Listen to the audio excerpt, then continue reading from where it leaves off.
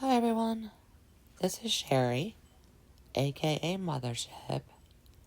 Hope everyone's having a great day, great night, and thanks for coming to my channel. And I just hope everyone's doing well today. So last night I was thinking about, what should I talk about next? So today I thought I was gonna talk about animals and animals, how they are with people with disabilities. So anyway, I had one of my friends that came over. This was years ago. Years ago, I used to breed reptiles, like snakes and lizards and stuff. So anyway, we had this house full of hundreds of snakes and lizards and stuff. Literally our house was full. And anyway, the one day one of my friends came over and she's like, Sherry, can I borrow one of your snakes? And I'm like, I guess so. I said, but what's it for? And she had told me that she's babysitting one of her friend's children that has autism. And he's 8 years old and he doesn't communicate yet. He doesn't communicate with anything like signing, talking, anything. And she said she had read about, people using animals with children with autism, and it was starting to really help them. So she wanted to just kind of, I guess, test it out and see. So anyway, she's like, the first person I thought of with animals is you because you have a zoo here.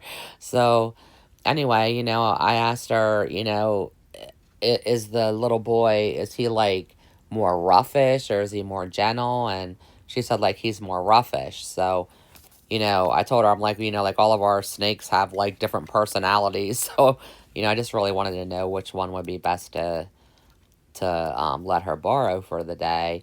So anyway, I picked Sharon. She's a ball python. And well, I had bred Sharon with Ozzy, and then they ended up having two babies.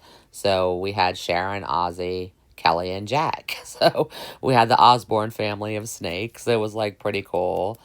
And so anyway, I told her, that Sharon would be the best for him because she is just so mild mannered. She's the most, I think, mild mannered out of all of the snakes that we have. I mean, when I had the girls' little swimming pool out back and stuff, Sharon would always be out there with them when they were in the pool, and she'd be just swimming around and going through the toys and just different things. So, but yeah, she was a really good snake. So, anyway, my friend borrowed Sharon for the day and then, brought her back that evening.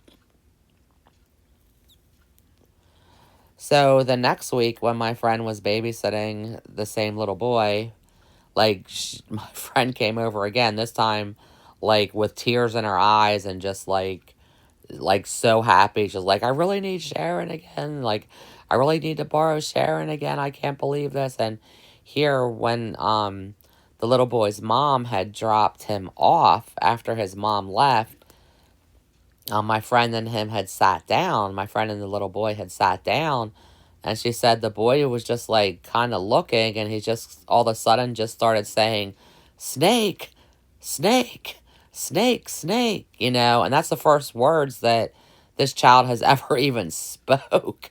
So, she ran up here then quick to get Sharon and took Sharon back down with him, so he got to spend the day again with our snake Sharon. So anyway, make a long story short, after that, this little boy started really talking. He started communicating with other things and also talking. And, his parents ended up down the road even actually buying him his own pet snake. So it was just really cool that, after 8 years of a child not being able to communicate at all, and, here's this snake that somehow must have just connected with him, connected with his spirit, something, because, that really brought his voice out, and I just think it's so cool when animals can really help people with disabilities because it's just amazing. Like when we had first got our dogs, they were like puppies. Like they were only like a couple months old. And my daughter Shirley with the arthritis, like her fingers were so bent up and everything. But her dog Max, even from the time he was a puppy, like he would spend like hours just like grooming her fingers. Like he doesn't just like groom and groom. Like he'll sniff out a spot on like on somebody, not just my daughter Shirley, but on anybody.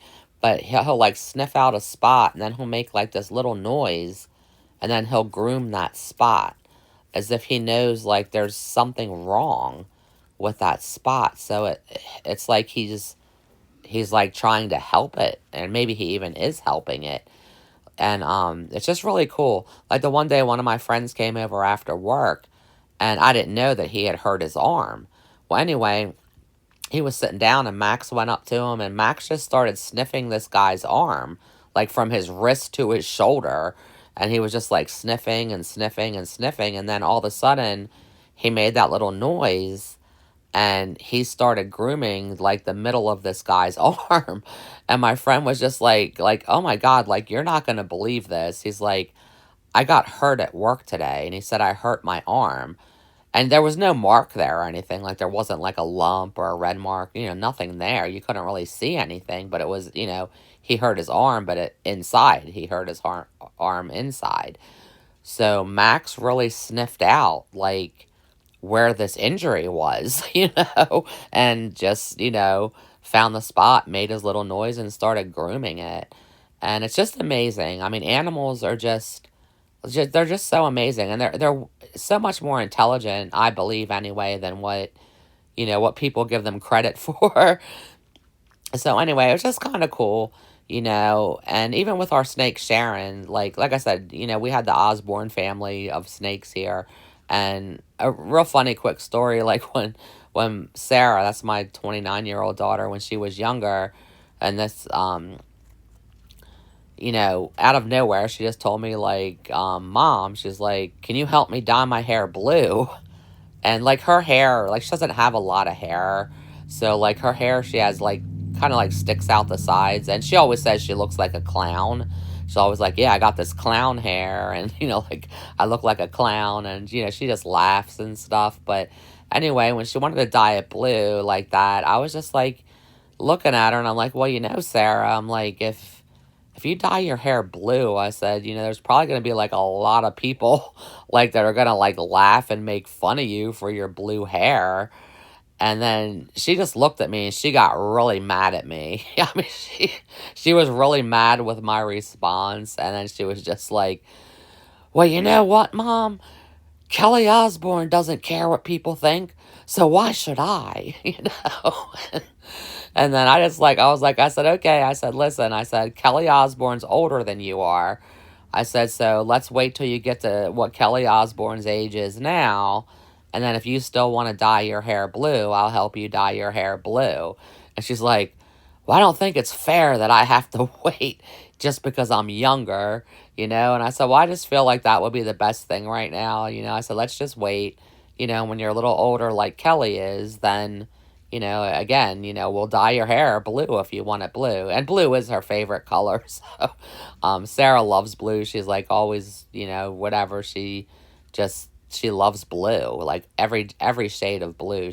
That's like her favorite. So anyway, when she did get to that age, she really didn't like decide to dye her hair blue anyway. So she never did dye her hair blue. But anyway, that was just something that was cute that I just wanted to put in there. So anyway, another thing with the animals and stuff, like I had met this one guy and he like trains dogs. He trains dogs for our disabled veterans. And he really trains these dogs to do things like open a refrigerator, take stuff out. It's just amazing. Like I was just so amazed by the things that he would teach these dogs how to do. And then he would find like a disabled veteran that was in need of a certain dog. And then, he would train that dog to that. and then, give that dog to the disabled veteran. So it was like so awesome. I mean, you sometimes I guess like people don't think about the things like that. But even with the dogs with the veterans that guy did, and even with Sharon, our snake, like there's some kind of connection with animals and people, and especially animals and people with disabilities. And I even know that because of our dogs. I mean, like um our one dog was being like so overprotective of the girls at one point. Like they didn't want like people coming near them, and it was like crazy. But when I had talked to this one dog trainer, he said it's because your girls are disabled, and he feels like he really needs to protect them, like even extra than what he would feel like he would have to protect you guys. So, it's just kind of neat to think that, and to know that animals really do have a connection with people again, but especially people with disabilities. And even our snake, I mean, she couldn't really do anything for that boy. She couldn't play like a dog could play or anything. But for whatever reason, Sharon connected with that boy, and that boy connected with Sharon. So I feel, it's a spiritual thing. I obviously, I always feel that way with a lot of things, that, there's a spiritual connection, between animals and people, but especially between animals and disabled people. And I just find it really neat. Like, even in nursing homes, I mean, years ago, like assisted living homes and nursing homes, when they started bringing, like animals in, like these people's spirits were just so lifted, and it just brought them so much joy, like just so much joy. It's just so amazing. And again, there's some kind of spiritual thing going on there between animals and people. And it's just amazing. And even the difference, just an animal, visiting an elderly person, it's just amazing of the outcome that comes out of that. So it's just great. I mean, you know, and with all the things like that, if you do have a child that really can't communicate at all, even with sign language or anything, I mean, I would have recommend trying like some type of animal with them. Obviously, an animal that's not going to hurt them. Like I knew Sharon would never hurt a boy. I mean, that little boy. I mean, Sharon has never like struck anyone. I mean, she was like the most mild mannered snake that I've ever came across. I mean, she was just like amazing. And but yeah, I mean, if you know a person, or if you even have a child that, is having trouble with the communication, and again, like sign language doesn't work, it could be a little animal, that, could end up bringing the spirit out in that child, and just, really having that child to, start communicating. And I know it sounds crazy, but it really does work a lot. I mean, it might not work every single time, but I've seen it in action. So I have to really say, like, even with the disabled vets, I mean, the guy that was training those dogs and stuff, I mean, he said how, he keeps in contact with them, like, over a long period of time, to make sure that, the animals doing good for them, that the dog's really helping them. And he said, like, pretty much in every situation, like, the disabled vet is like just um really loves the dog, and him and the dog, and them and the dog, because there's women too. It's not just that it's disabled vets that are men. So, but he said they always get like this massive connection between the dog and the disabled vet, and that it's just like so amazing. And I don't know, all I can, again, I just like highly recommend that, if you know someone that's disabled, someone that's not communicating, But even just someone that's disabled, like, especially if they, like, live alone or something, because I'm sure it can be easy to just, if you live by yourself and you don't have anyone else there, I'm sure it would be easy to just feel alone. And that's like a terrible, terrible, terrible feeling, and even a simple animal could, really bring up that person's spirits. Like some of the elderly disabled where we live at, me and my girls used to go visit them. I used to cook for them, different things like that. And the ones that lived alone, most of them always at least had a cat, and they really felt this deep companionship with it, this deep friendship with. So, animals really do make a difference in people's lives, but again, especially in people's lives that are disabled. And I don't know, I guess that's really what I wanted to talk about today.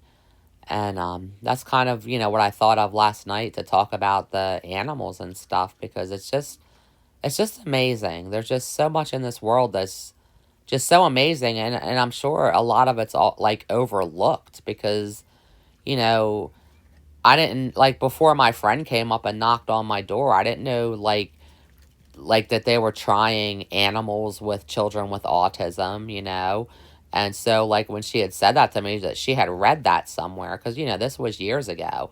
So she actually had read that somewhere, and she just wanted to try it and test it out, and and it really did work. So, you just never know. So anyway, that's what I wanted to talk about today. And sorry if I talked long.